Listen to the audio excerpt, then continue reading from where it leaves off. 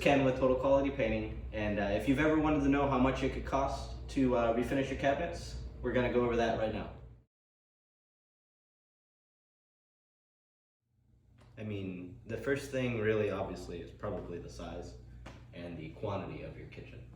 So however many doors and drawers there are, some people will do a door and drawer price, that's what we do. Some people will measure the square footage, which you can do, but I don't like to mess with the measuring tape, and it's a little easier for me to just count the doors and know how long it takes. So just depending on how long that, how many doors you have, oftentimes you can get a really quick rough estimate based off of that. So another factor that can affect your cabinets and the refinishing price could be the amount of repairs that need to be done. So this is a door, it's got some dents in there. I don't know if the camera can pick that up, but it's got some surface dents here. There's a couple joints that are starting to separate. So what we'll do is when we sand that down, if it's a super shallow one, it'll sand out, but when we go to prime the door, it'll create a surface that we can level out and then fill with Bondo. So make all those disappear. There's some more here. See those?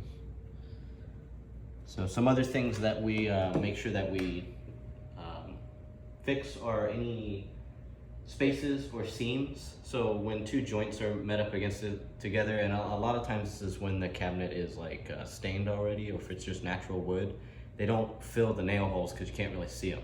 But as soon as you prime it or put any color on there, it leaves a black mark, kind of like what you saw here. So you'll see, here's an example. So you'll see a hole. So we'll fill that, or like these nail holes here. That's what it'll look like if you don't fill it in. So we make sure that we fill those in with Bondo, we sand it down, and then we prime it. So another thing that can affect your pricing is the style of your cabinet. So right here, these cabinets are like, we call them a shaker style. They're pretty basic, which isn't a bad thing. These are really popular and they're super easy to sand because there's not any ridges. Like on this, I believe this is a pine, I think this is one just from Home Depot. But this is just a pine door, and it's got these ridges on it and grooves that you have to get in and sand. And if you don't sand those, it can look rough. Even when they're hung, it'll look rough. It won't look smooth, and it can peel off if you don't sand it. So that can affect it. The different profiles, if it has wood grain like oak cabinets sometimes have a really deep wood grain that after you've primed it twice, sometimes you need to put a grain filler on it, which you can either use Bondo, glazing putty, which is what we like to use. So the layout of your kitchen is one of the other things that can affect the price. And it's not going to affect it too much.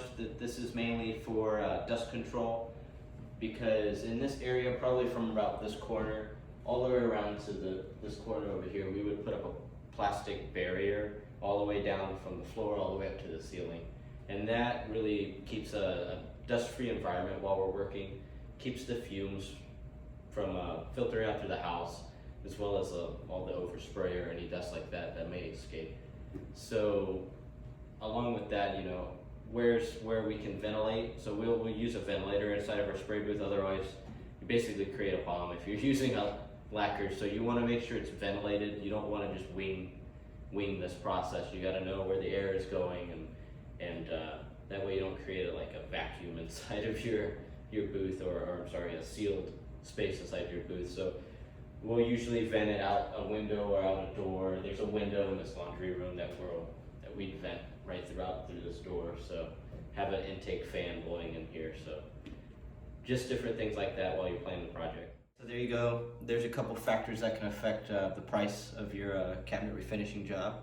And you can expect, to pay a couple grand to get your cabinetry finished. I mean, the smaller end, maybe 15 to 20 doors, you could, maybe 3,000 to 4,000. As you climb and you start adding these different factors that we've gone over, it can vary just based off of, what the layout is and these other factors we've gone over. So one of the best things you can do is give your local painter a call and just maybe shoot them a couple pictures and really just ask them some detailed questions. Maybe ask them a couple of different questions on how much they charge, if they do a door price for square footage, and just get an idea.